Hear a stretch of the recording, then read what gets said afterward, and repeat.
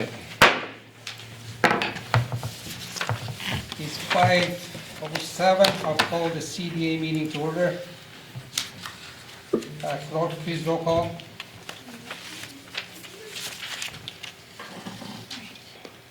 Okay.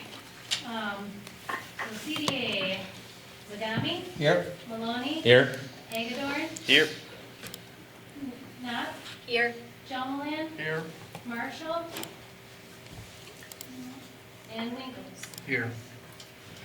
And I will call the Board of Trustees to order. Roll call, please. Sparks, Here. Ermeling, Here. Feeney, Here. Maloney, Here. Jean is excused. Here. Zagami, Here. and Ziegler. John, you here? Yeah, I'm still here. Okay. I'll call the roll call of the Planning Commission. Roll call vote, please, or roll call. Maloney, Here. Sparks, Here. Dow, oh sorry, he was excused. Mhm. Current, Here. and Jordan is excused. And Manel, Here. and White. Here. Item 5, public comment. None. Item 6, I'll accept the motion to approve minute of December 10th, 2019 meeting. So moved. Is there a second? I'll second that. Discussion? All in favor signify by saying aye. Aye. Opposed? I have it. Thank you. Item 7, discussion CDA Planning Commission role and responsibility. Item A, presentation by phone, Community Development Authority financing tool by Rebecca Specker. Rebecca, you're up. All right. Good evening, everyone, and thank you for giving me the opportunity to speak with you this evening. I believe we forwarded a PowerPoint presentation, which I hope is up in front of you, or everyone at least has physical copies of, that covers what I'm going to speak to. I'm going to run through the legal aspects because I'm with the law firm of Quarles and Brady down in Milwaukee. We have the pleasure and honor of serving as the village's bond counsel for its bonding project. So my presentation tonight is going to be focused on the legal aspects related to bonding and financing, in particular with respect to how a community development authority might be involved in such financing. And then Greg Johnson from Ellers and Associates, who's the village's financial advisor, is going to segue into a discussion of more of the financial aspects that are related to that, those financings as well. So he's going to cover the financial components after I speak a little bit, very high-level summary of some of the legal aspects of the participation by CDA in bond financing. So as the PowerPoint is titled, I'm going to talk about financing tools for community development authorities, summarizing the legal options for a CDA to finance redevelopment and housing projects. And while I'm going to go over the available legal options, it's important to remember that there are financial and practical limitations on a community development authority's ability to use those legal options. So just as a, to call out for you that, although there may be a legal option for a community development authority to issue a certain type of bond, there are going to be practical limitations on, the acceptability in the marketplace of such a bond that may, limit the legal options that you could utilize. So to step into the next slide, the statutory authority and the basis for the activities of community development authorities are set forth in section 66.1335 of the Wisconsin statutes. Community development authorities derive their power to act and have only the powers that are set forth in that statute. Under that statute, the Community Development Authority is a separate body politic created by statute for the purpose of carrying out two large areas of function. The first being blight elimination projects and the second being housing projects. For blight elimination and redevelopment projects, the CDA has all the powers, duties, and authorities that are set out in section 66.1333 of the statute for redevelopment authorities. And for housing projects, the CDA has all the powers, duties, and functions set out in section 66.1201 for housing authorities. So in essence, the development authority and a housing authority and have all of those powers. So with regard to redevelopment projects, the statutes allow a CDA to exercise all powers necessary or incidental to carry out and effectuate blight elimination, slum clearance, and urban renewal programs.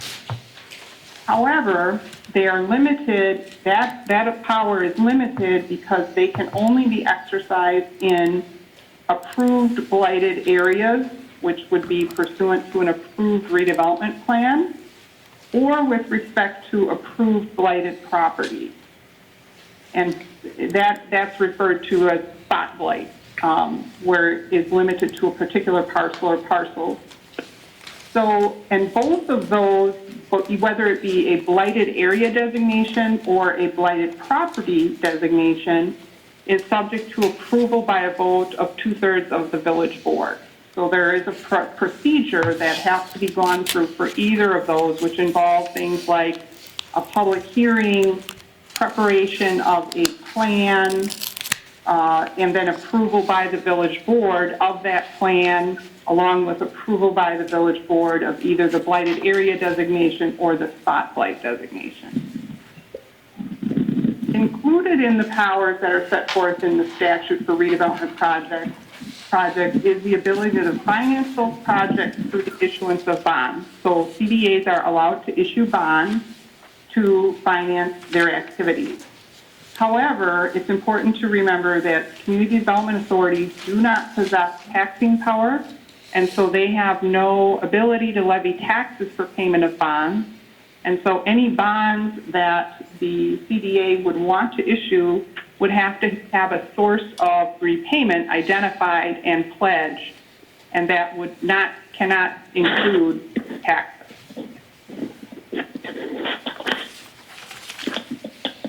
Moving to the next slide, for housing projects, the statute section 66.1201 permits CDAs to exercise all powers for the construction, reconstruction, improvement, acquisition, etc., of housing projects for persons of low income.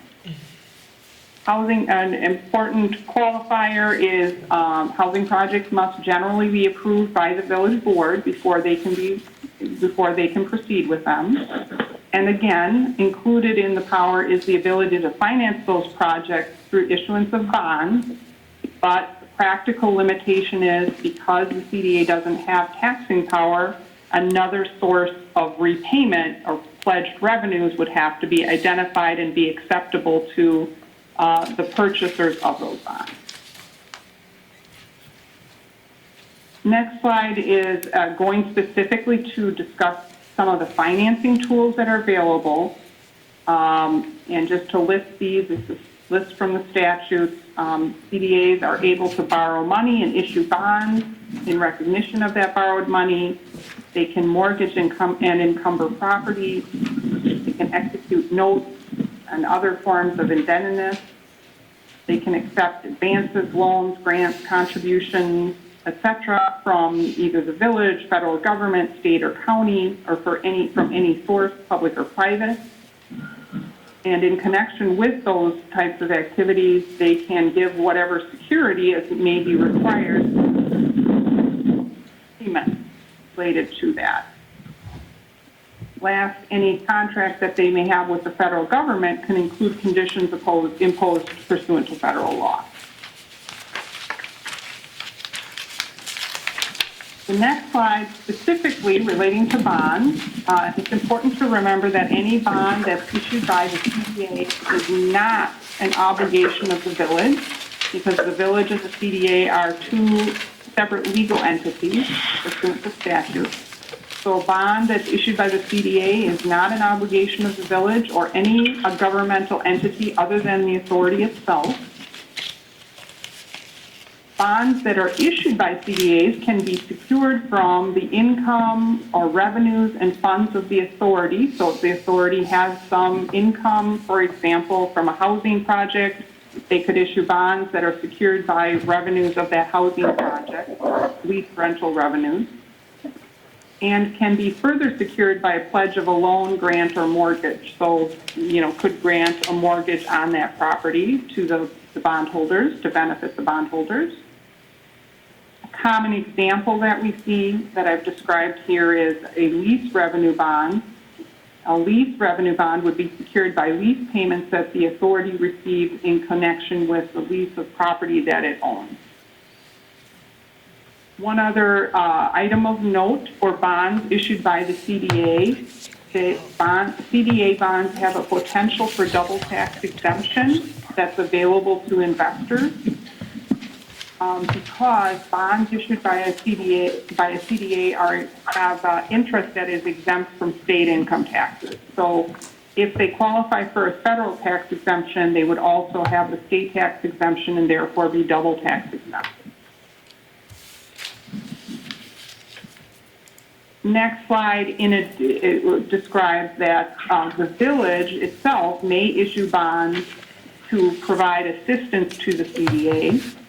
The village could issue, for example, general obligation bonds or notes to aid the authority, and the village may also enter into state trust fund loans or bank loans for that purpose, and then provide those funds to the authority. So that's just another avenue for possible funds and financing to the CDAs.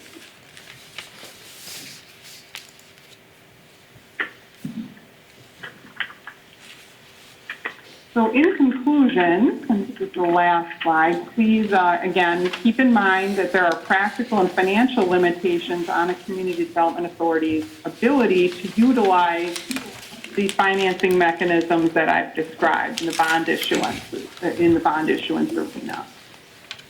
And I know Greg is going to talk more about those financial and practical limitations, but before I turn it over to him, I want to give you all an opportunity to ask any questions that you may have on the legal options that I just talked about.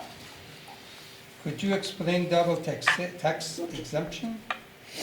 Could you explain double tax exemption? Sure. So when the village issues bonds, for example, say for street improvements, I'm just picking out an example. If the village issues bonds for street improvements, those bonds, when they're issued to investors get interest payments from the village on those bonds. And those bonds are only exempt, that interest when the investor receives it is only exempt from federal income taxes. They still have to pay taxes, state income taxes on the interest that they receive. They have to count that interest as state income tax, and it's subject to state income taxes. However, if the CDA were to issue bonds for a public purpose, the investor would receive interest that they would be able to treat as tax exempt and not subject to tax on their federal return, and also would not be treated as income to them on their state tax return. So therefore, that's the double tax exemption that investors receive the benefit of from a CDA bond issue that they do not, or a village or other municipalities are only able to issue single tax exempt bonds. Thank you. Thank you. Anybody else have a question? Thank you, Rebecca. Are you going to stay on the phone with us?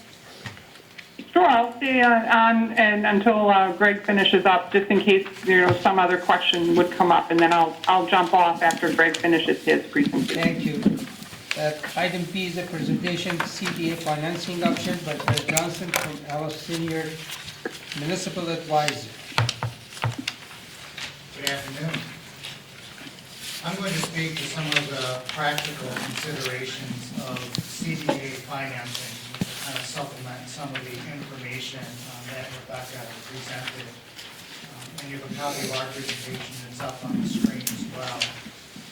The main advantage of CDA financing... Is Greg by a mic that works? I'm not hearing a lot. Let's see, we'll see if we can turn it. Is that better? Yeah, it's on now. Can you hear me now? I can, thank you. Thank you. So the main advantage of undertaking a CDA lease revenue bond is that, as Rebecca mentioned, that is a form of revenue debt. It does not count towards the village's overall general obligation debt limit. So under statutes, there are generally two types of debt that can be issued by municipalities, and a CDA as kind of an agent of a municipality.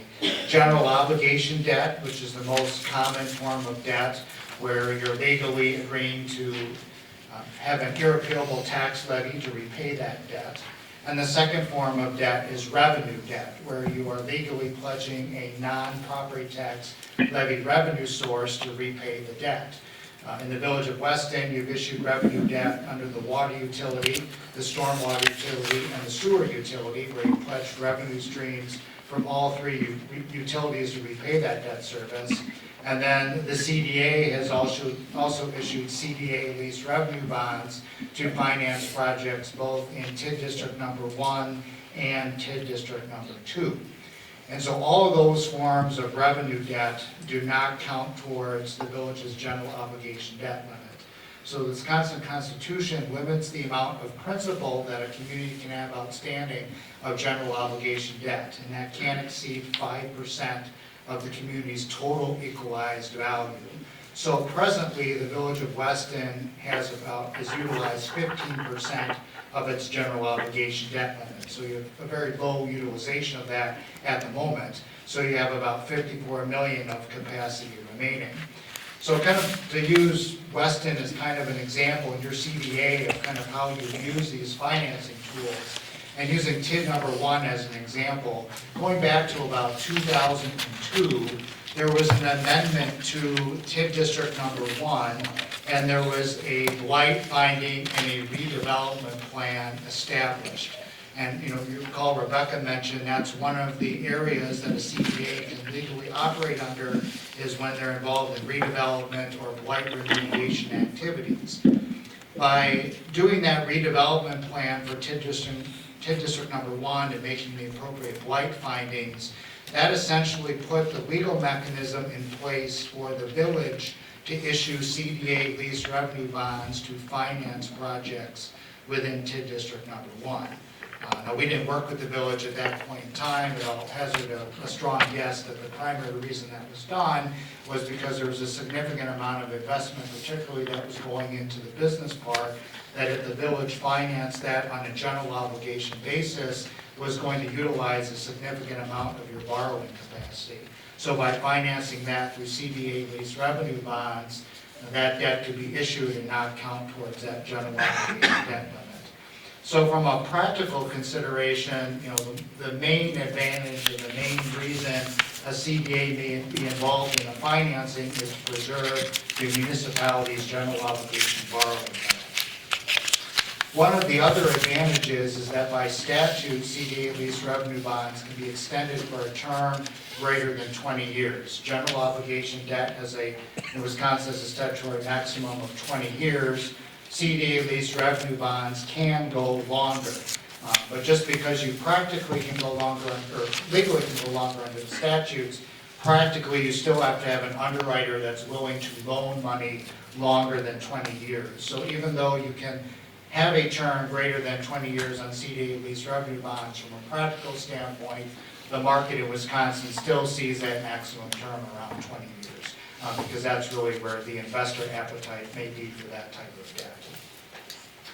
So the main disadvantages or risks associated with CDA lease revenue bonds is that it's a more costly form of financing, and that really takes the form of two methods. One is that there are more costs involved with issuing that form of debt. There's more extensive legal review that needs to be done, more legal documentation that needs to be executed, lease agreements between the CDA and the village, and then there's more extensive financial review that's required for that form of debt, which can add to some of the cost.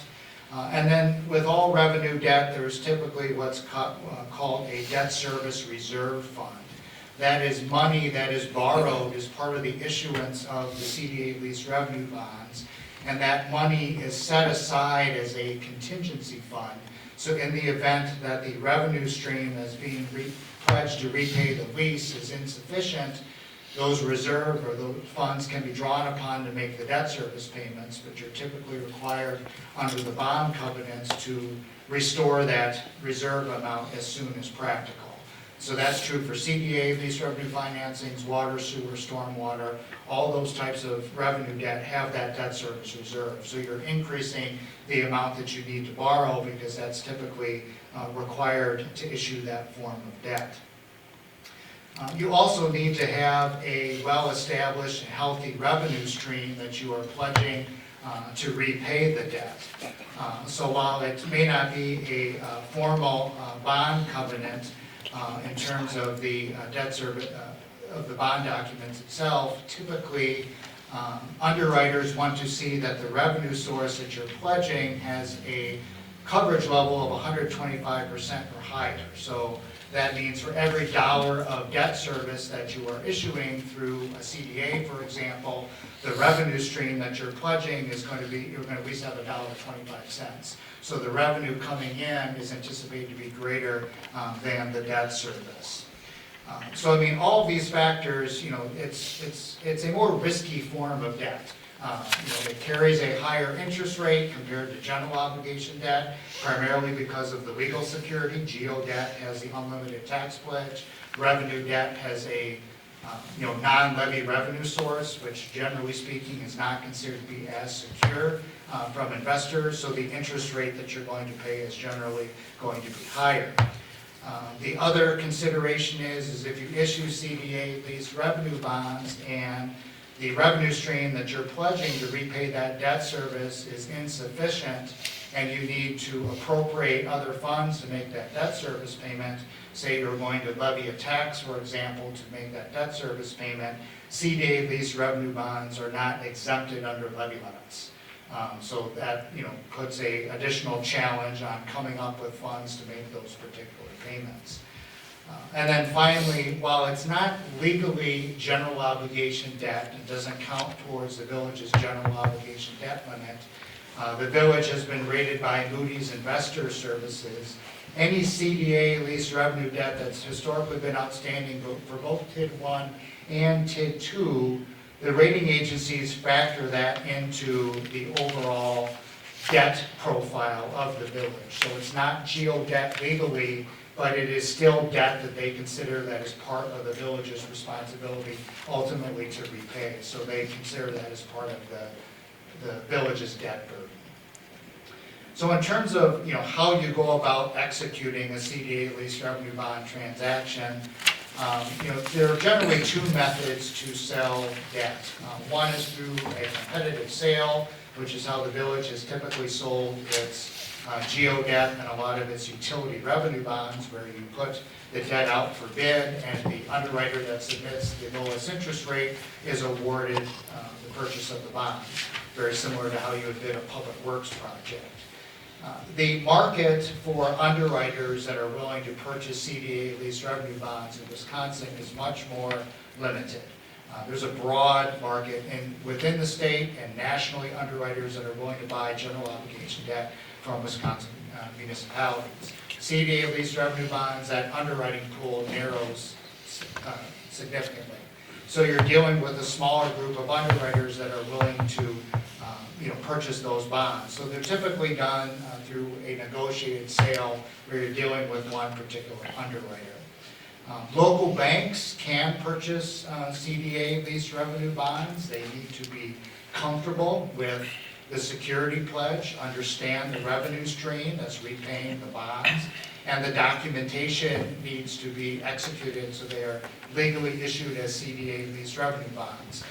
Most local banks or banking associations are not going to have this type of documentation off the shelf ready to execute for CDA lease revenue bonds. That's where Rebecca from Corals can help, if you do something on a local level. You can also have CDA financings through USDA rural development programs. They offer programs for certain types of municipal facilities, certain types of infrastructure. There's a lengthy, detailed application process that you need to go through to qualify for those particular loans, but a CDA can be involved with that as well, as long as that initial legal authority is established. So again, you may need to have a spotlight designation or some kind of redevelopment plan in place for a CDA to be involved. That's still the case whether that's done through the issuance in the securities market, a local bank, USDA, any form of financing that you execute, you still have to have that legal authority that Rebecca described in place in order to execute the financing.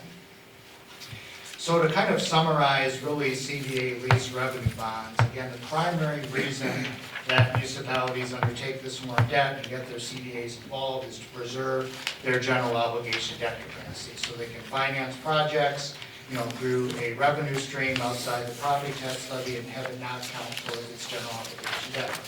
So in Weston, that has been done both in TID number 1 and TID number 2. There's been CDA leased revenue bonds issued to both TIF districts over the years. There's a lease agreement in place between the CDA and the village, and the revenue stream that makes those lease payments is tax incremental finance district revenues.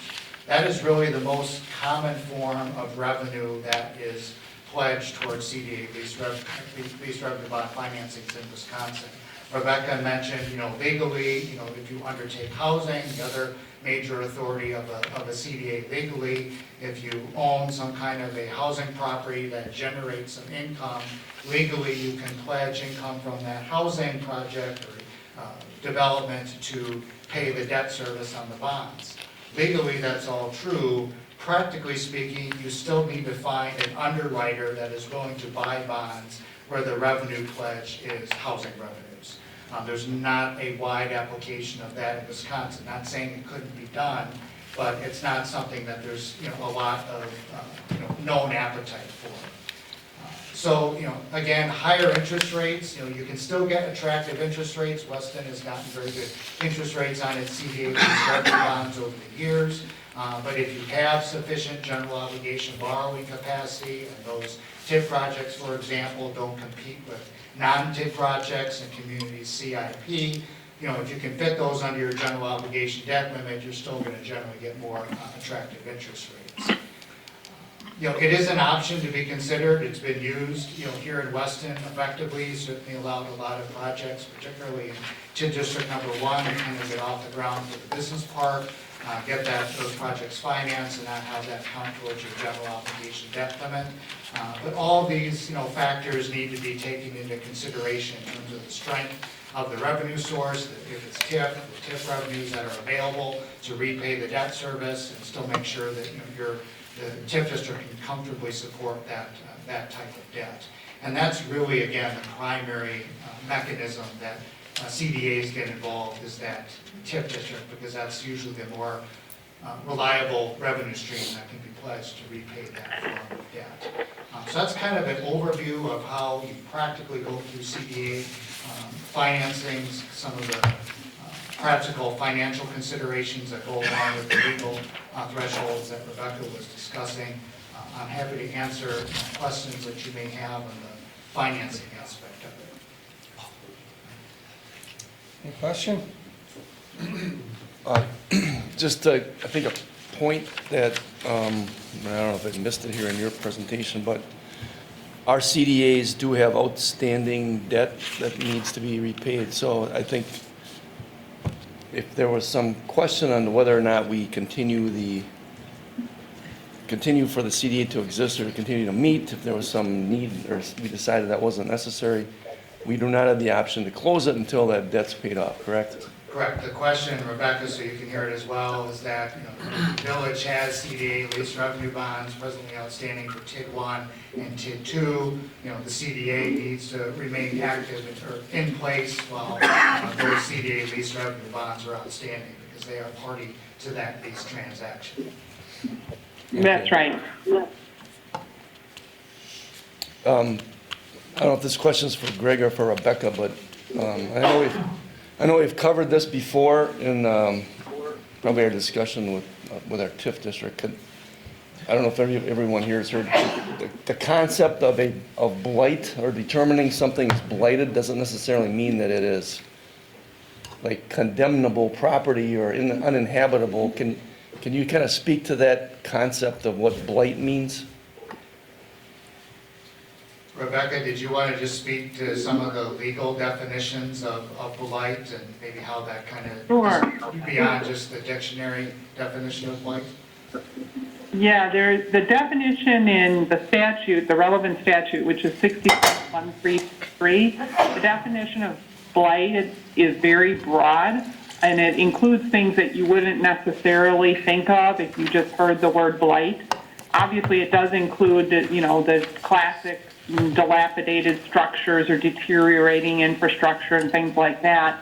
But it also includes words like, an area that is predominantly open and which because of, and the words are, any factors. So it can be things like diversity of ownership, lot layout, conditions that you wouldn't necessarily think of as blighted in the classic context, but can qualify for blight under the broader definition that's in the statutes in 661333. And I think what I'll add to that is,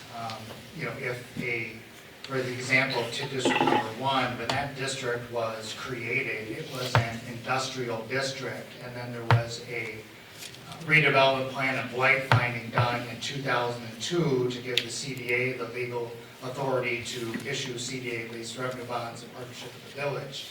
That doesn't change the type of TIF district that was created. So TID 1 was still an industrial district. It doesn't mean it became a blighted district because that's a different type of district that's permitted under the statutes, but you can't reclassify a TIF district. Once you've identified the type of district you're created under statute, that doesn't change.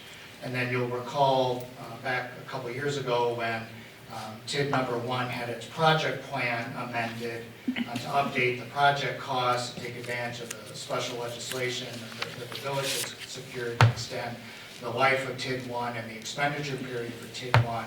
As part of that project plan amendment to update the project costs, the redevelopment plan that was originally put in place for that TIF district was also updated and kind of continued going forward, and that was important to preserve kind of that legal authority for the CDA to continue to be involved in financing for TID number 1 if that was deemed necessary. So that was a big reason why that redevelopment plan was part of that project plan update for TID district number 1. Just to kind of keep the original authority in place for TID 1 for CDA starting bonds.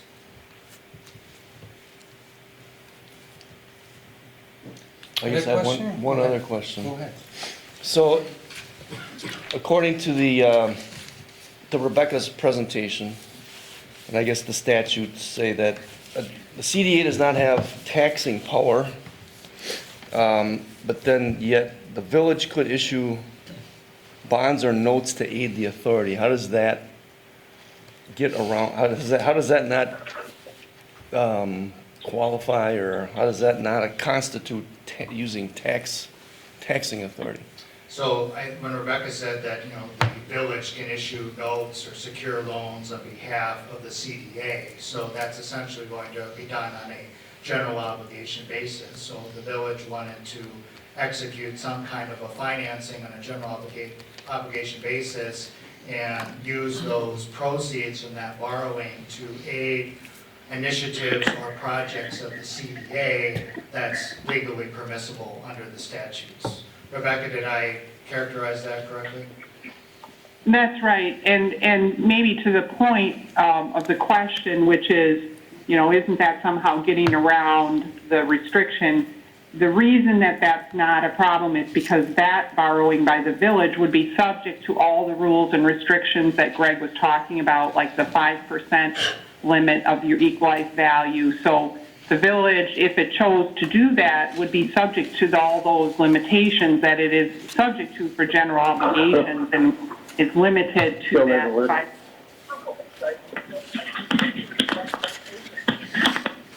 Okay, thank you. Somebody had it, though. Anybody else have a question?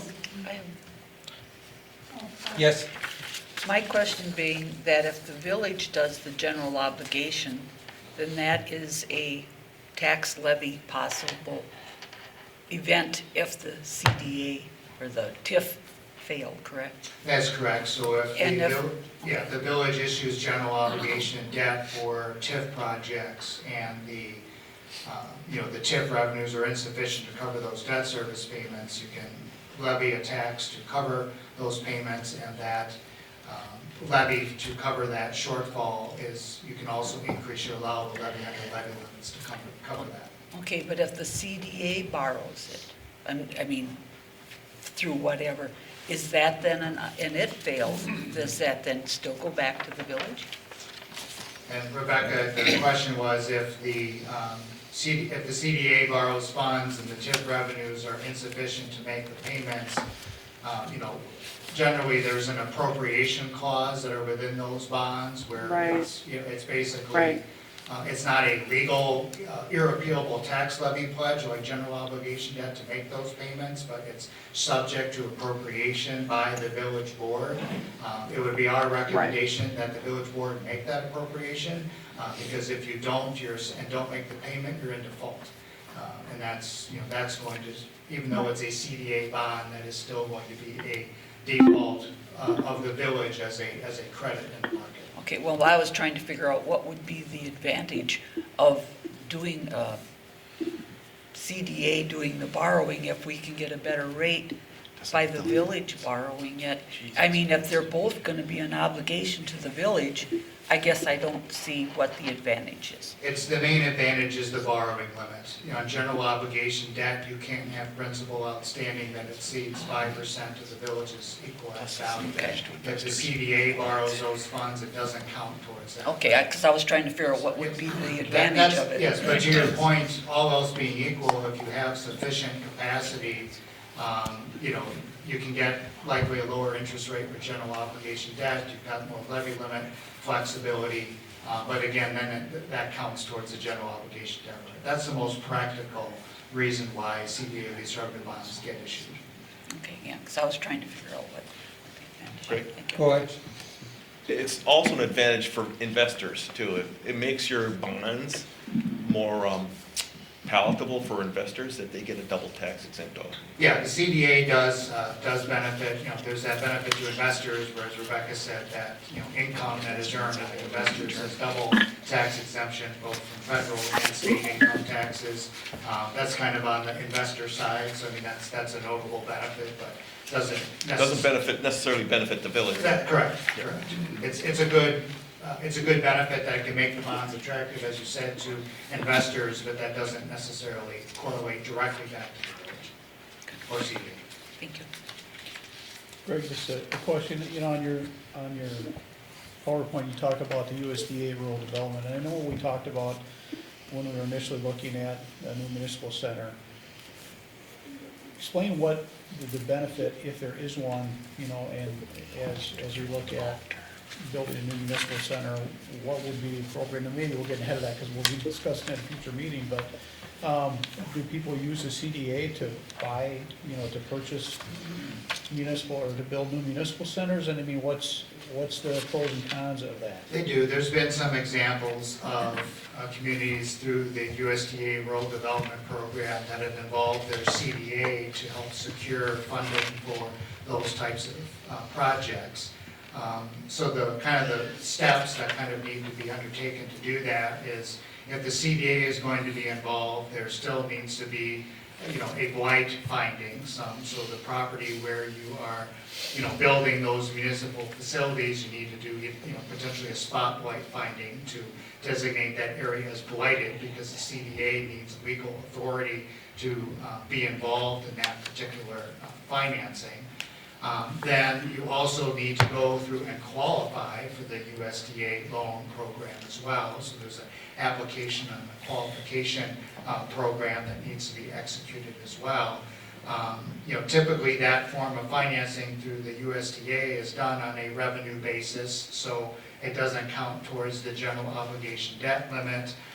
You can amortize the project, greater than 20 years, which is the limit under general obligation debt, although I would argue some portions of a large municipal complex aren't going to have a useful life of 40 years or greater than 20 years, so you'll be, if that debt's still outstanding for 30 years, you'll likely be replacing portions of that facility, while that original debt is still outstanding.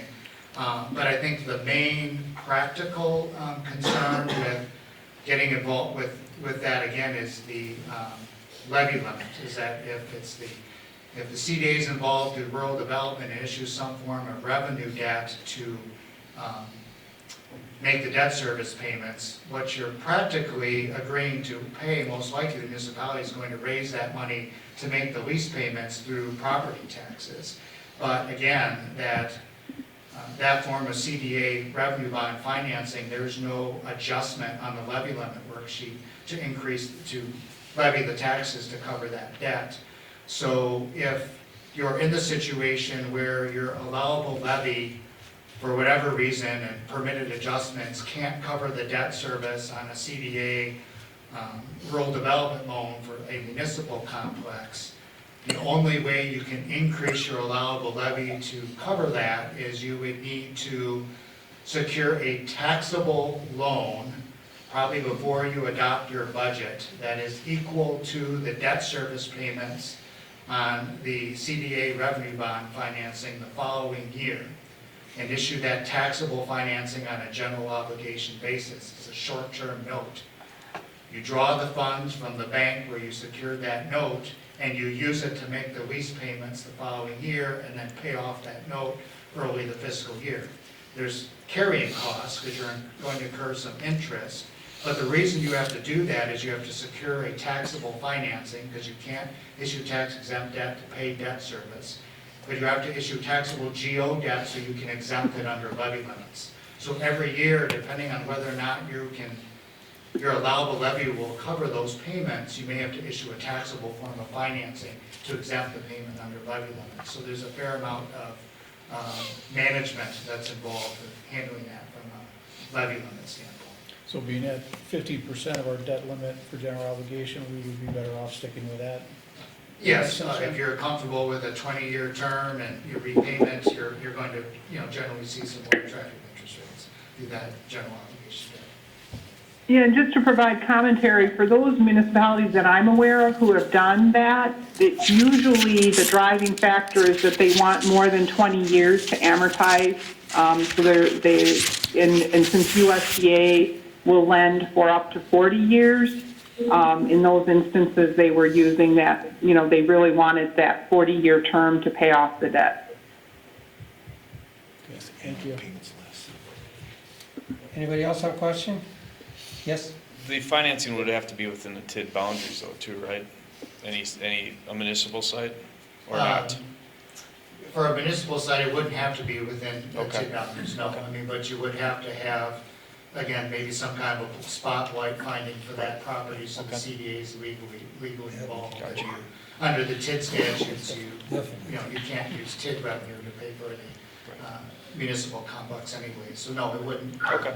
I'm aware of communities that have done village halls or done libraries, with these types of programs. Again, as Rebecca said, it's because they're really trying to get a longer repayment term.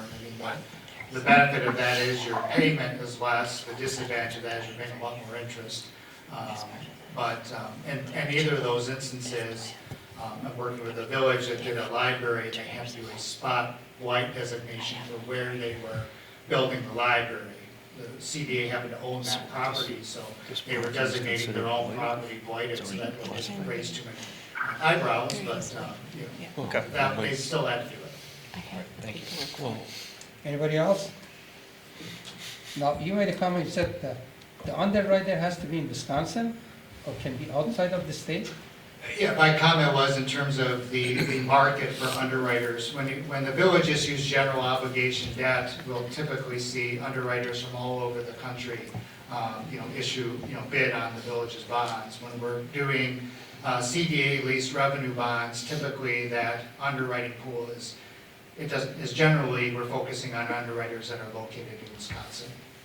Any specific reason for that? I think that's, just there's a particular underwriter that is very efficient and effective at placing this debt, has a good network that can take advantage of reaching out to investors with that double tax exemption. And that's kind of been the most efficient way to get these done over the years. We've had conversations over the years as a firm with underwriters that are located, in the region, Midwest, and they just haven't yet become as comfortable with that. So not saying it can't be done, but that's just kind of, again, one of those practical considerations. It seems to be more successfully done through underwriters that are here in Wisconsin. Thank you. Anybody else? Yes. Does the property that they identify have to be owned by the CDA or can it be owned by the village? Is there any difference in that?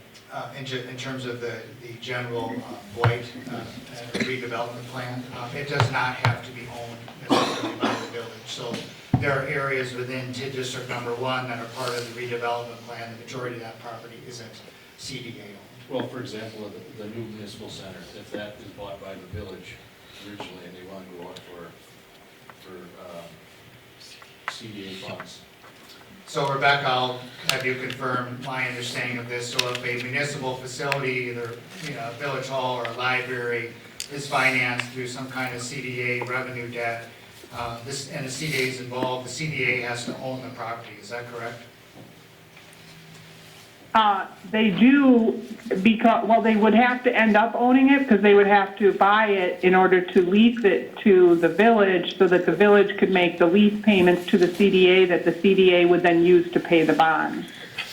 But if the question is, does the CDA have to own it before the whole process starts, I think, Greg, that's where you were saying, no, it could be owned by some other third party, but then usually in these blight designation contexts, particularly with spot blight, it would be a property owner that is on board with the designation and then transferring the ownership over to the CDA, basically selling the property to the CDA because, you don't want someone who is going to fight the blight designation,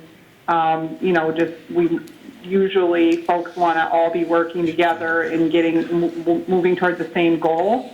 So typically, in the experiences we've had, it's usually a property owner who is on board with the designation because they're on board with transferring their property to the CDA as part of the whole plan of financing. Okay. Anybody else? Any other question? Thank you, Greg. You're welcome. Thank you, Rebecca. thanks, Greg. Thank you. Thank you. Have a good night. You do. Thanks. Item 7C, discussion of the history of the CDA and its original intent, purpose, and responsibility. That's for staff. Sure, I'll take that first. Please. Tom Chartrand put together a bit of a history of the, when the CDA was created, and I guess it goes back to 2002. Pretty much as Greg mentioned, a typical reason for creating a community development authority or to issue lease revenue bonds is if the general obligation debt limit is being flirted with. And I guess at that time we were in that stage. So at the time, the administrator, worked with different financial consultants and they recommended creating the Community Development Authority at that time. I think it was later that year that CDA was created. I think we have a copy of a resolution that created it, or am I wrong? That, Was it that was done? attached to the packet. You don't Okay. have that on your, Okay, so there are things in the cloud drive? yes. All right. So at that time, I guess this was in 2014, I think it pretty much kept the duties and responsibilities of the Community Development Authority consistent with what was permitted in the statutes or what was set forth in the statutes, which I think was the things that were covered tonight, to focus on blight elimination, redevelopment of property, and then having the ability to issue lease revenue bonds. I guess it was not until 2015 there was a revision after consulting with the village attorney by Administrator Guild. I think you have been furnished with a copy of that legal opinion of what needed to take place in order to modify or to give the Community Development Authority some additional duties that were not necessarily, not provided for in statutes. So those were bullet pointed at the end of this summary memo to provide oversight and development of the village's business and industrial parks, including business recruitment, land sales, grant development, and park design, provide technical support and counsel in the administration of revolving loan funds for business development, and recommend policy to the village board on the enhancement of village infrastructure and zoning policy to spur economic growth. I guess the reason we're here tonight is just to understand better what roles the board, the plan commission, the CDA, I guess ultimately the board has the say, I guess, over what duties and authority or duties and responsibilities the Community Development Authority may have that would be different than what the statutes require or what our ordinance currently says. If there's a reason, maybe they would consider changing that. I think from staff perspective, we just don't want there to be additional duplication of our, meeting packets and, conducting meetings with, say, Plan Commission and CDAs. So I think there's some overlap we perceive with some of the description that's included here in the CDA's responsibilities.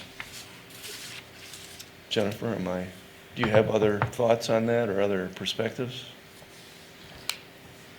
Well, some of it is just, I think over the last couple of years, it's kind of got muddy on who gets to see what. I seem to be bringing plans to both. We have a lot of dual meetings. When you look at their role, they absorb this Economic Development Committee, which we can't find a whole lot of information on.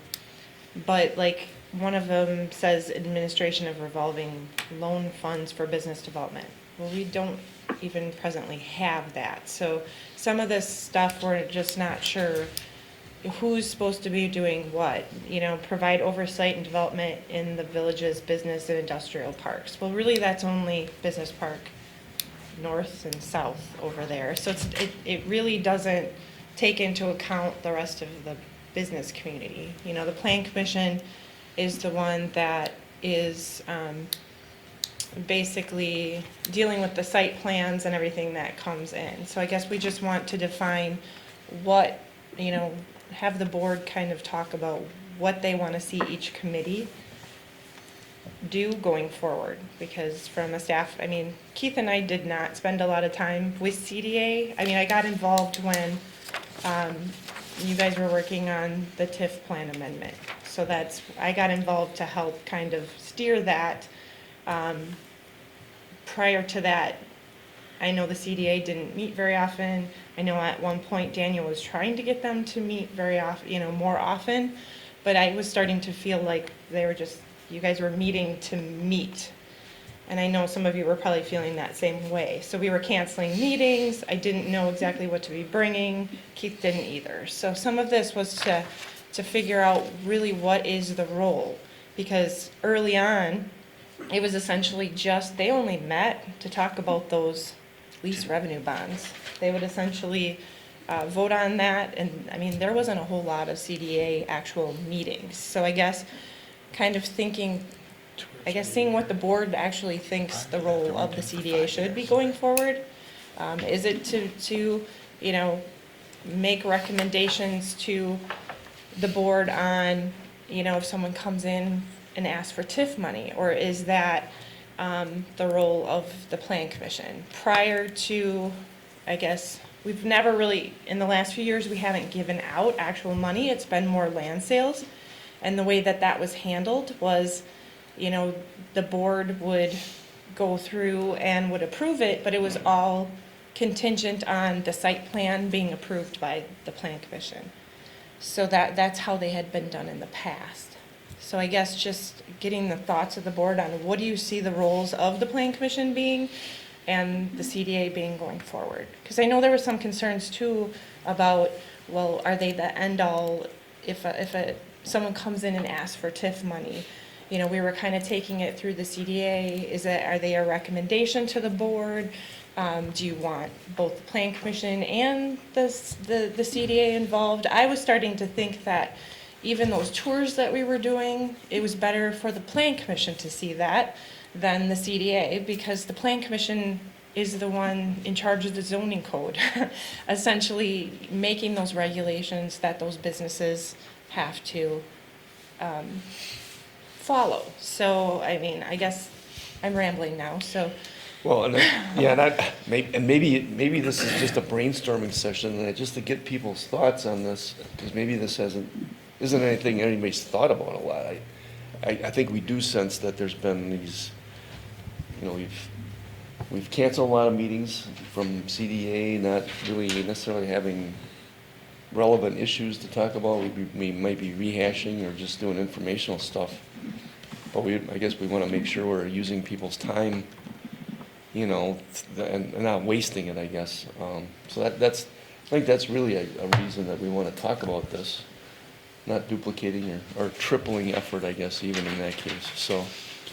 Well, it seems to me that there's been a lot of duplication, and not only does it cause more work for the two committees, or, the authority and the commission, but now if you have different views coming out of two, how do you reconcile that? Because it comes ultimately back to the board to make a decision on these, whether we're going to expense TIF funds or we're going to give some of that out. And I'm not sure how the roles kind of expanded here, and it sounds like some of the examples, we're taking plans to CDA, which really should be under the purview of a plan commission. Does everybody kind of agree with that it's probably not a CDA function? Well, open it up for discussion, so throw it out there. If we're going to try to narrow the scope on what we should be doing on plan commission versus CDA, now's the time to have some of those discussions. Can I ask a question? Barb? Is it possible, understand we have to have a CDA, because we have TIF funds that are out there, but is it possible to have the planning commission / CDA, that they would have two different functions? I think state statute says it's supposed to be separate. Maybe Greg can answer that question. Greg, can you answer that question? Yeah, I was gonna suggest maybe Greg could help us with this, since he's seen this in the past. Maybe he could tell us what he thinks the CDA should be doing. Uh-oh. Well, I think part of the, and I've had some of these conversations with staff, and, I think one of the reasons, appreciate you taking the willingness to listen to both Rebecca and I, because I suggested this might be, I hope this was helpful, because I suggested I think it's important to kind of understand kind of the legal context of what can be done, because I think those areas that Rebecca discussed for CDAs in terms of, redevelopment, blight, and housing, that's kind of the legal authority of the CDA, and then that may extend into some financings especially in the area of TIF, and that's really been Weston's experience. The other areas where I see CDAs getting involved are, if you have TIF actions, either TIF creations or project plan amendments, a public hearing is required. That can be held legally before the Plan Commission or the CDA. It's a choice, and the municipality can pick which one. I think the CDA has been involved quite a bit with some of the TIF actions because of that redevelopment plan and trying to preserve the authority for the CDA to be involved in financings.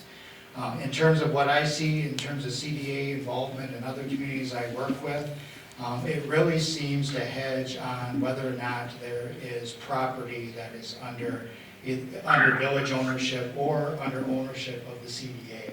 I think when I look at other communities I'm involved with where they have maybe more CDA involvement, it's because they either own property outright that they're trying to develop or redevelop, or they have been charged by Common Council, Village Board with leading the effort to develop property that is owned by the municipality.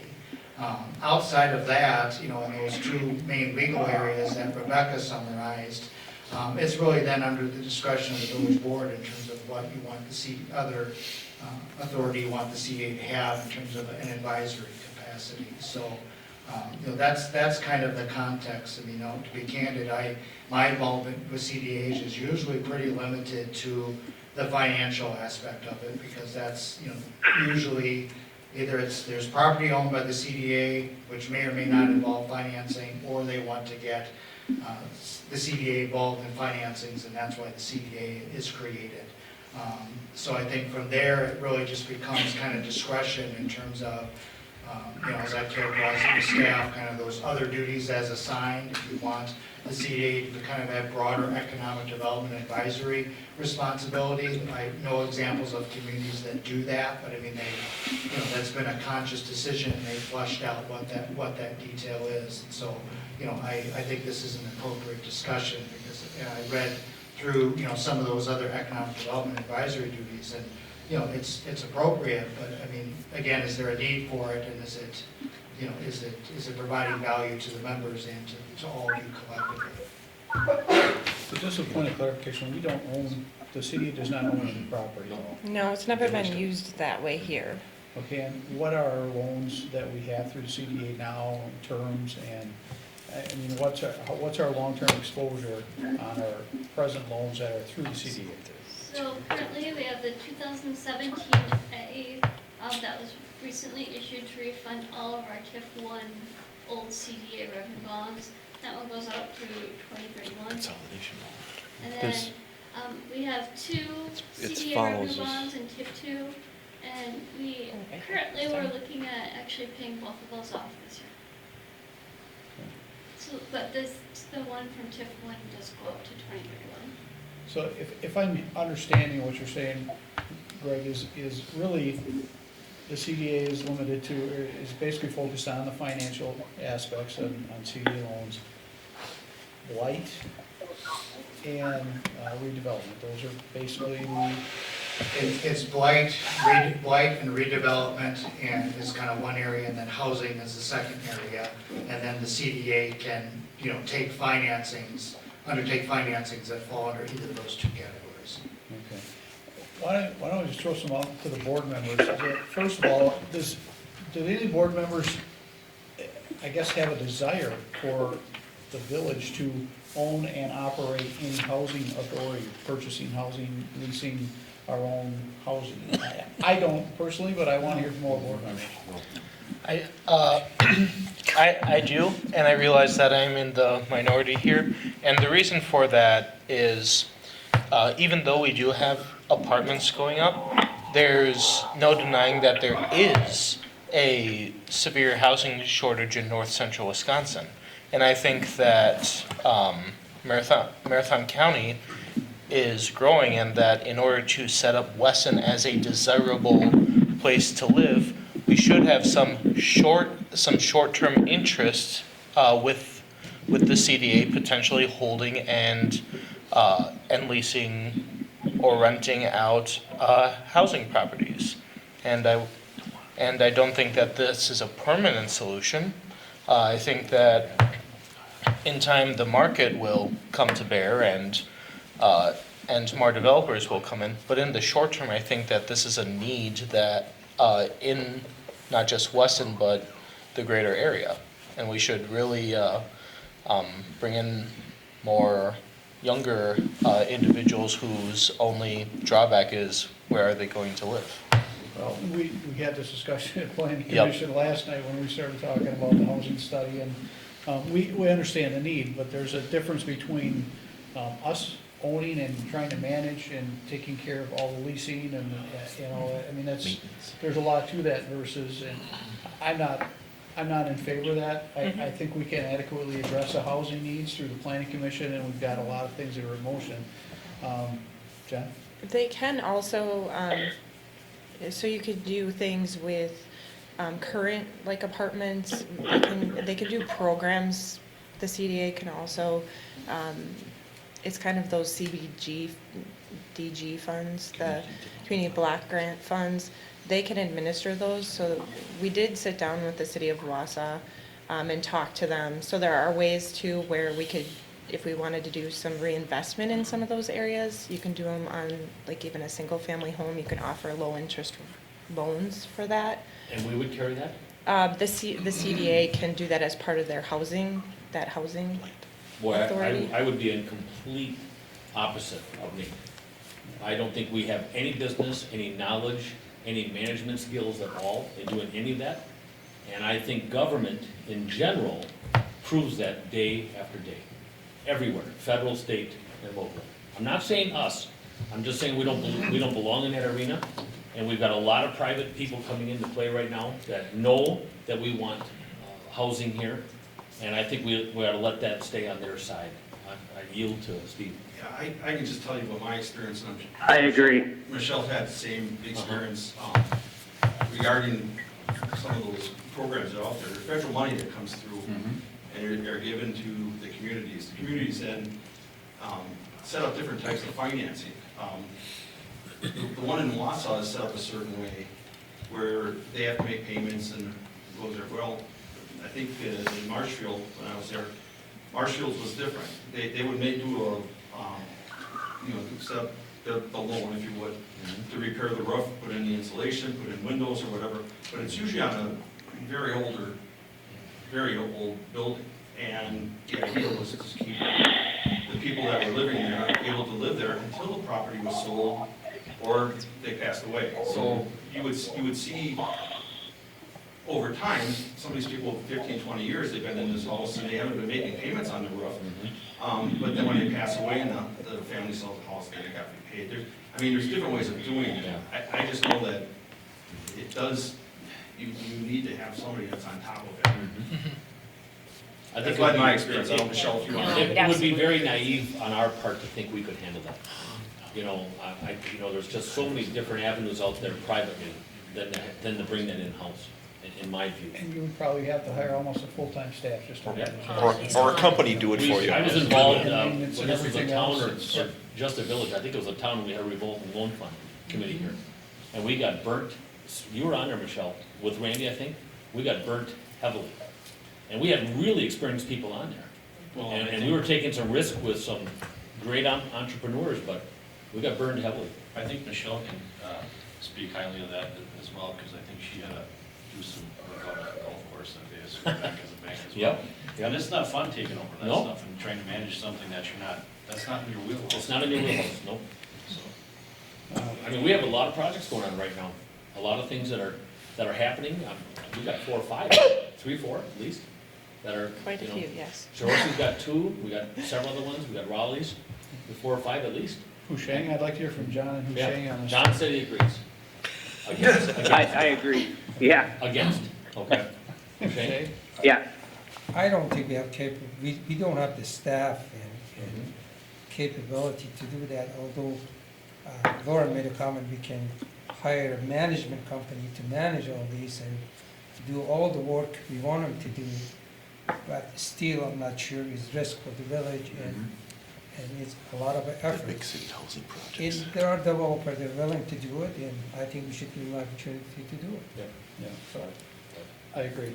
for Well, us- and I think this is good for when we're talking about roles, I think, let's look at what these are. So I think we've got consensus, at least among the board, that we don't want to buy our own and get involved in owning housing and managing it. And Barb, I thought you chimed in, but go ahead. Yeah, I just said, no, I wouldn't want to get involved in that. That is just to me like opening up a can of worms that you're taking more on than what you're gonna be able to handle. Okay. And like private industry is there, and I'm sure they're gonna run with it pretty, Well, I think the next item in here is discussion and responsibility action by the board of the trustee as to CDA future role and responsibility. Maybe that's what we gotta talk about. And do we need this CDA or not? Although we have a loan out there and CDA has to exist one way or other because it is the loan.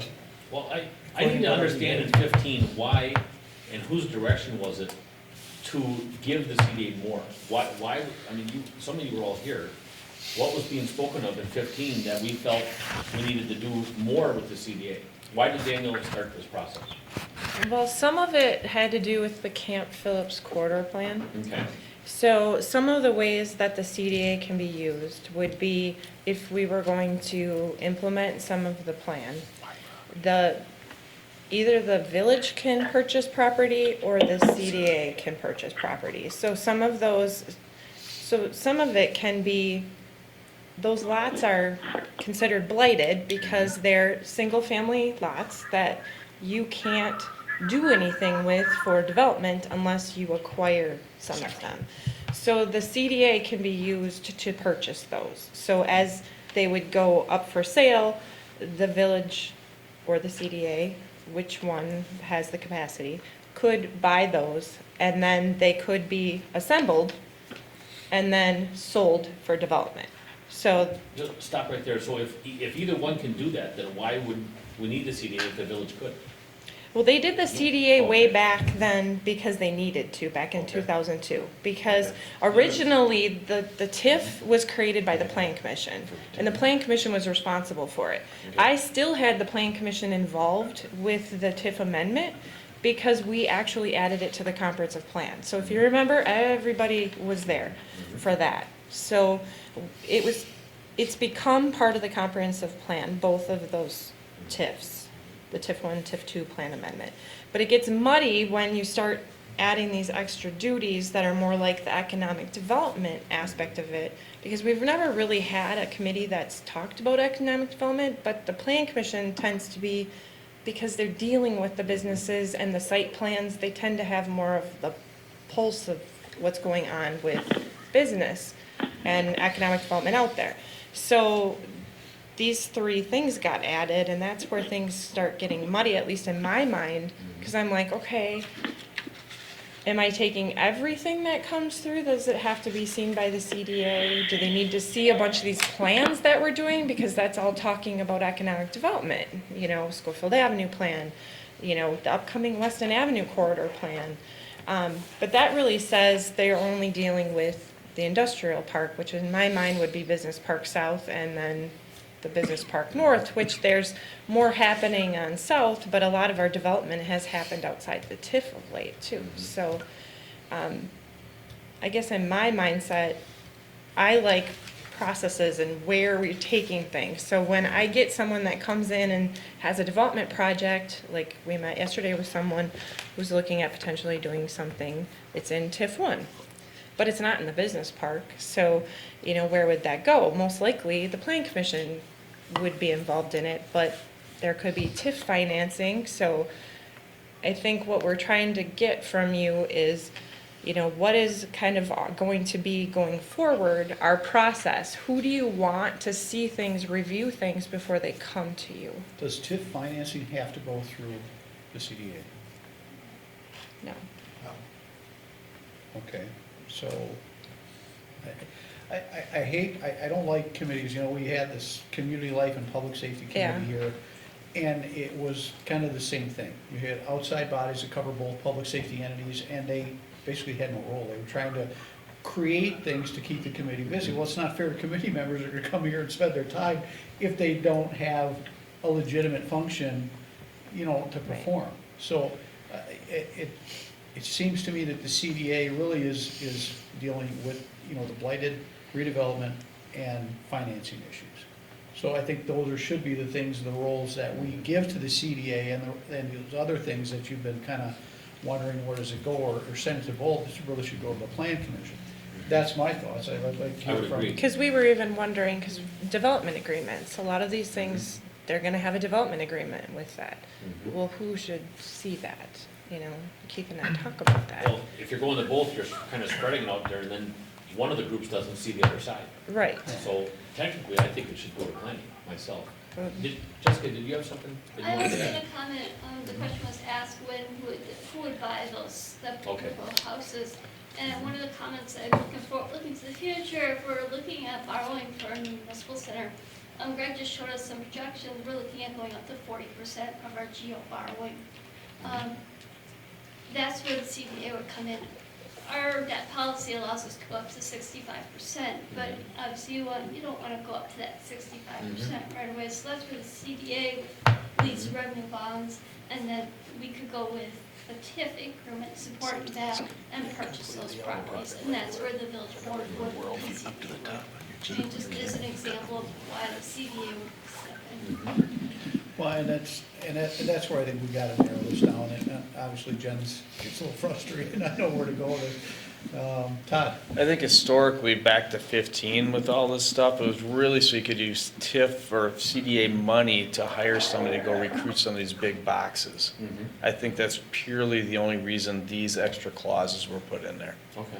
If I'm going back through the memory bank here, that we had no, at least as a CDA, and if I'm misspeaking for everybody who was on, because some of us are still there, planning commission deals with all the stuff. Right. I think this was purely to find a way to pay for outside parties to recruit. Okay. Pure and simple. It was not to step on the toes of anybody else, or Oh, no. it was to find a funding mechanism to hire outside parties. And before that, though, it was also, I mean, it was for issuing, yeah, it was issuing the bonds. Oh, right, I mean, go way back- but that's the original purpose, Yeah. but this new addition, I think, was purely to use the refi and some excess dollars with the refi to go out and get some economic development that way. And I think the wording had to change in order to do that. So, Laura? Go ahead. So having been around for a long time on this issue, the Economic Development Committee hadn't met for years.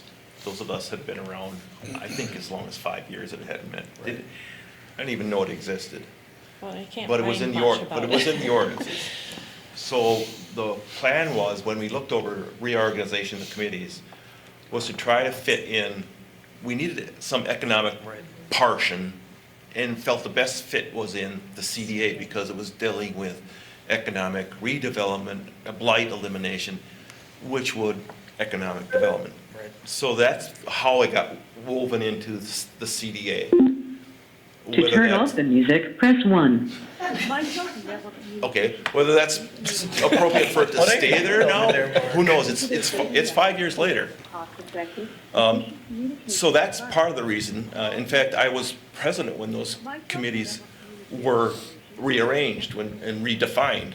And Michelle was here, Todd was here. I can't remember if the rest of you were here or not. So that's how that happened. And it seemed appropriate at the time.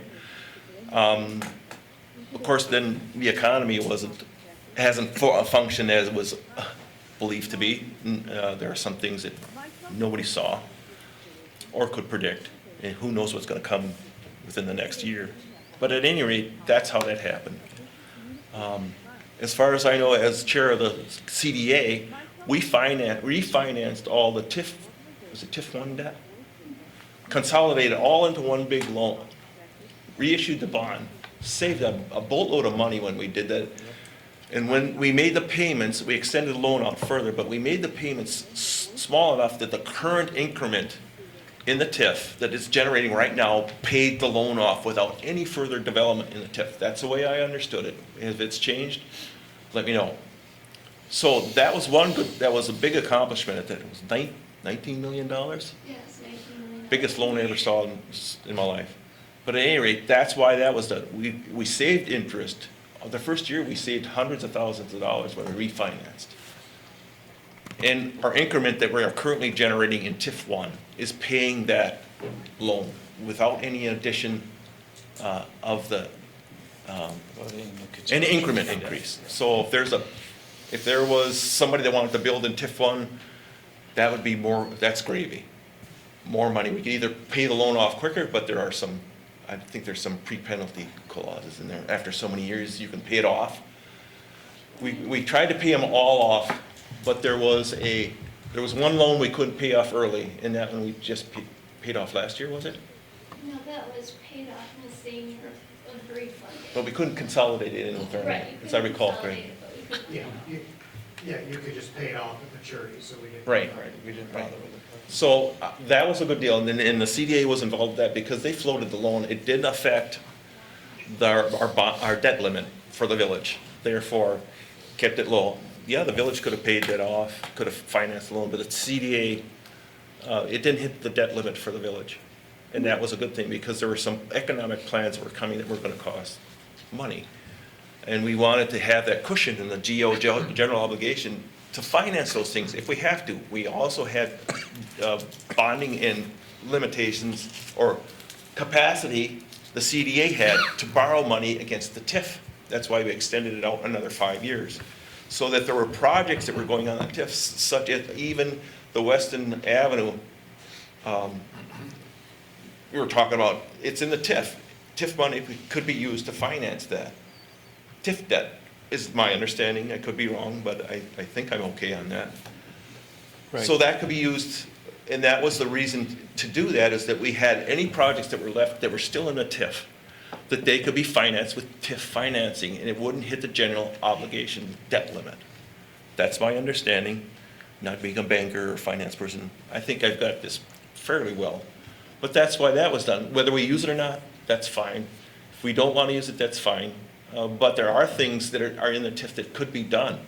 We have some traffic issues, even absent any commercial development, whatever you want to call it, there are some traffic problems in the TIF that we could solve with TIF financing. In particular, the Weston Avenue project, the Transport Way project. Right, and those are things, I guess, as we go through the corridor study, we would identify hopefully with some better clarity, if you will. But I guess we're reviewing the condition of both TIDs prior to the meeting, and depending on how things go or what may or may not develop, I guess within a few years, we'd be able to reconstruct Weston Avenue based on the estimate we have without even having to take on any additional debt. I mean, we don't want to close TID 1, I guess, when we have that ability. Right. We have capacity in TID 1. We also have a decision to make in TID 2, and I guess that's a question. I know that that CDA asked once upon a time was whether we wanted to entertain an amendment, and I don't think we're looking at an amendment other than a project plan amendment potentially. I think we are going to be at a point we need to decide if we want to close TID 2 or take on some redevelopment projects potentially, because we would have some capacity for that. Redevelopment in the form of maybe buying a property and then demolishing a building, getting it ready for resale and development. Those are options the CDA could be involved in. We're going to have another situation right here. If things go as we would like them to go, we'll have a site here that's going to need to be sold, maybe prepared for redevelopment or rebuilding. So the CDA could well be involved in that, in this, I should say. So, a couple things. To Keith's point, really the CDA is a vehicle the village should use as it's got capacity to get some financing. I don't think we're in the mode to economic develop, if we're getting back to that point. Use it as a vehicle for village financing and to help out in the geo limits and that type of thing. And realistically, it's gonna go through finance before it would come to CDA anyway, because they're gonna lay out the financial picture, they're gonna look at what our debt limit is for, general obligation. Do we need to go to CDA? Do we do this under, geo notes? So, And the planning commission looks at it too. Yeah. So and maybe finance should have been here too, for part of this discussion, because that's kind of what we're talking about more than anything. So I think at least from the board, I think we should, narrow the scope of what the CDA is. Obviously, they tried to envelop economic development in there, but that's really not what the role is. So it should be dealing with the CDA, loan CDA financing, blight, and redevelopment. Is that correct? I think those, so to help Jen narrow her scope on what she puts on agendas, I think that's the CDA's, and, meet as needed for those particular areas. The rest should go to the plan commission, and then anything that's gonna be looking for CDA financing goes to the village finance, then goes to CDA. Is that, I'm trying to put a consensus on this, does everybody agree? I'm okay with that. Yes. Jen? I think So I guess my mind, we would just be eliminating the other duties that were then assigned to the CDA or I guess it was called Community Development Committee or something, wasn't it, in the ordinance? Probably incorrectly, but, we would be eliminating that section of that ordinance. We'd be modifying it then to take those out. Go back to the state statute. Right, okay. The role defined in state, Go back where you were before we added. Yeah, so I think that would then clarify that for staff and for everybody involved. is there a way we can write this stuff down, what's the responsibility of CDA, responsibility of planning commission, and then based on the discussion we have? Yeah, I could, It's actually in the ordinances. yeah, it's listed in Right, the at ordinance, least- but I could do that for the meeting on Monday. Correct. That would be great. Yeah, Kind of, and give us something to talk about. I could probably even set up the ordinance, work with Sherry to kind of give you like a general, So we're Draft of looking a for change. just reverting back to 2015. yeah, I think there was some, Before changes were made, just revert it back to that. yeah, I'll have to look, he did make some changes that were required for, to make it match state statutes, so I'll have to look, but I think it's just the letter D, the other functions. I think that's the only. Okay, so for item 7D, which is, we kind of blended CD together, but for D is discussion of possible action by the board of trustees as to CDA future roles and responsibilities. I think we kind of clarified what those are. Yep. If you want to make a motion, we can have Jen kind of document that for us at the next meeting. We can either just leave it for now to make a motion here, or we can wait. I'll make that motion. And adopt it at. I'll second. A motion by Maloney, second by Ermeling, to adopt the rules as discussed. Jen, and you can document those and bring that back. Yep. Okay, motion and second on the question. All in favor, say aye. Aye. Opposed? Aye. Okay. Motion carried. Did you oppose, John? No, he's an No, aye on yes. She was an aye and yes. Recording I was from- behind. Item 8, I was a yes from Shank, sorry. I got it. Item Okay. 8, Camp Phillips Center project. Is there any other question on this issue before we move on? All right, great. Item 8, Camp Phillips Center project update. Mr. Donner. Well, so for the benefit of any of those attending that had not heard any news on this, last Monday, we were given a presentation by Forward Development Group at the Board of Trustees meeting, kind of going through some of the history and the current status of the efforts to develop the Camp Phillips Center. I guess the long and the short of it is that their conclusion is that they need to suspend work on the retail portion of any development on that property.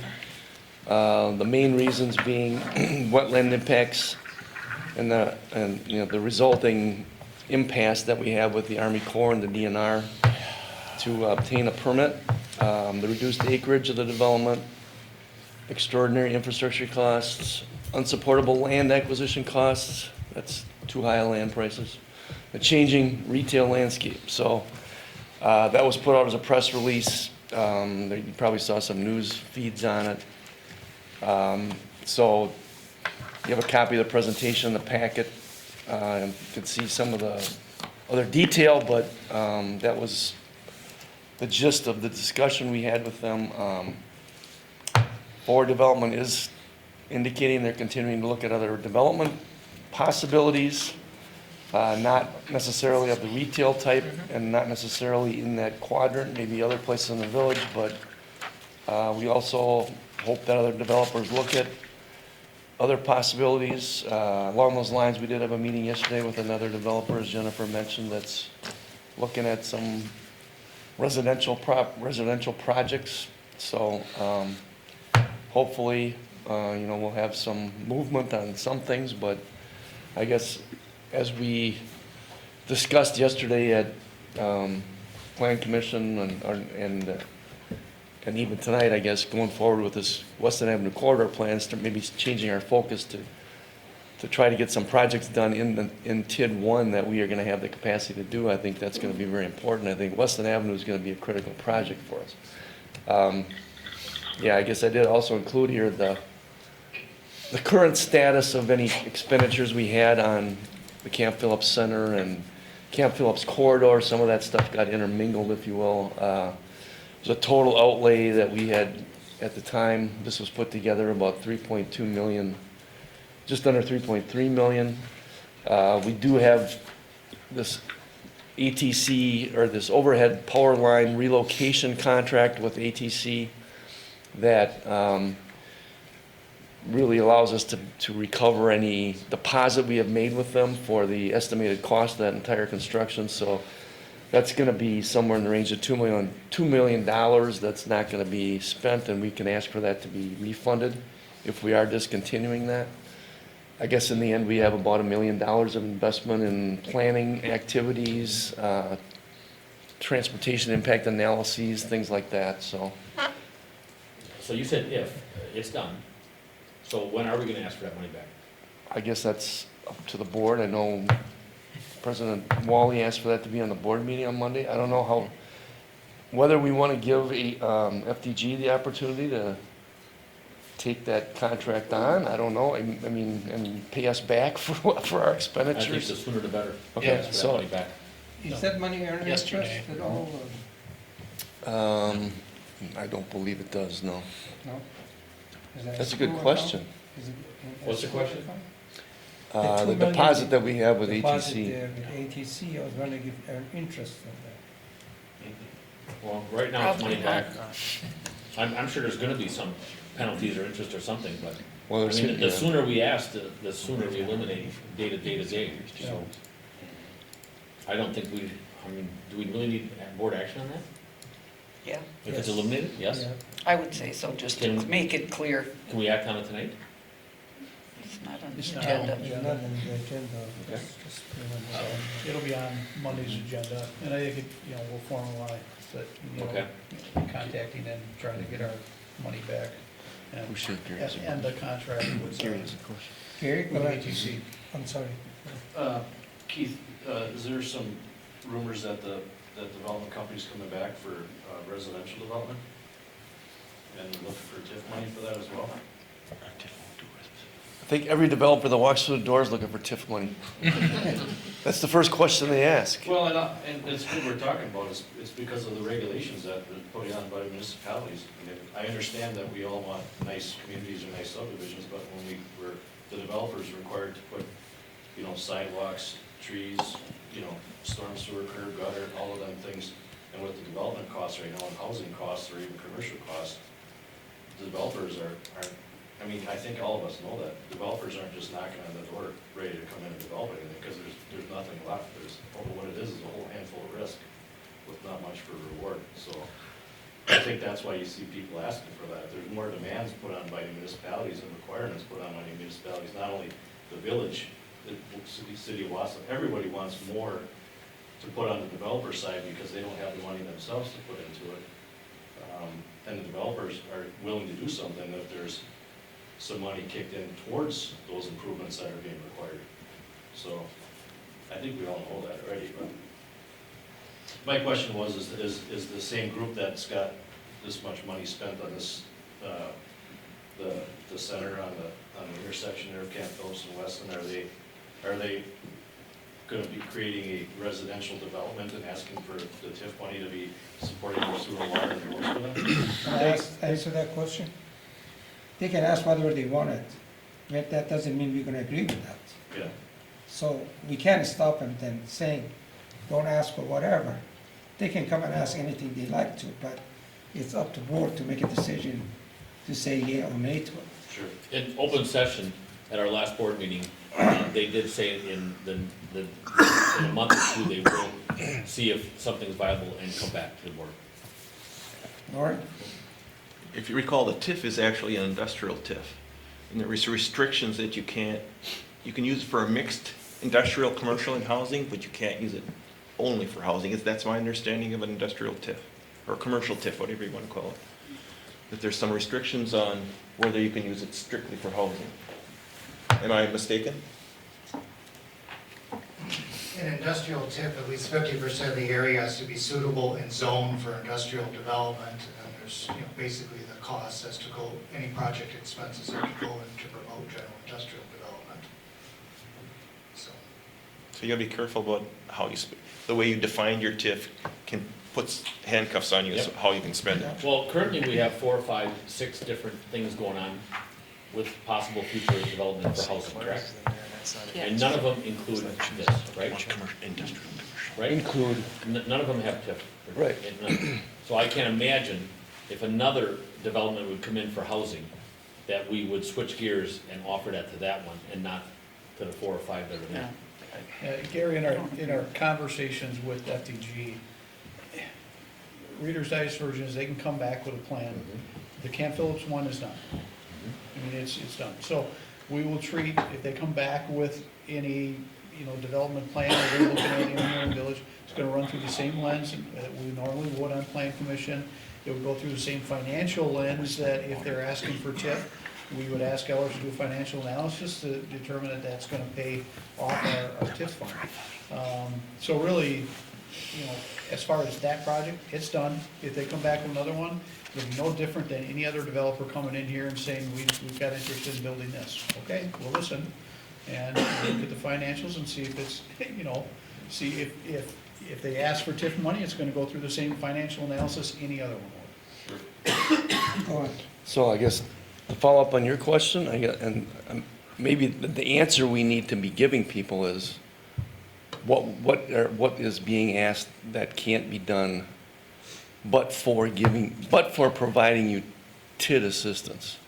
And I don't know that we've been trying and putting these policies together, I guess, that we've put out to people that have been asking for some things recently that, technically TID assistance isn't supposed to be given unless it can't be done without it. And I don't think we ever maybe had that discipline all the time. I guess along those lines, we heard Mr. Henshu from Forward Development Group last week say that Ellers had more or less said that, the project plan that they put forward back in 2015 and the costs that all fit or all met financial test. Okay, well, they knew that our TID has financial capacity. But that didn't mean that we were going to throw it all at that project. And I think that was what they were probably counting on. So. But 2015 was 2015. Year 2020, a lot of things changed. Okay. And we're not doing the same thing what we were doing 2015. So I think we should give them an opportunity to come forward with their plan and listen to them and respond to it accordingly. Yep. Oh, yeah. Hey, you don't want to turn it away. All right, anything else on this item? Okay, item 9, reports, 2019 building permit. That's just a link to the Okay. year end for 2019. Okay. So that's just a Okay. general link to the And report. then January through February building permit. Do we have acknowledged these or? Yep, everything on here would just be an acknowledgement. These are things, because you hadn't had a meeting for a while. Okay. I'll accept the motion on item B Move from to. CDA. Yep. Move to acknowledge. Your second? Sure. Okay. All in favor signify by saying aye. Aye. Opposed? I have it. Thank you. C, December 19 through February 2020, new business occupancy permit issue. Move to acknowledge. There's a second? I'll second. Michelle?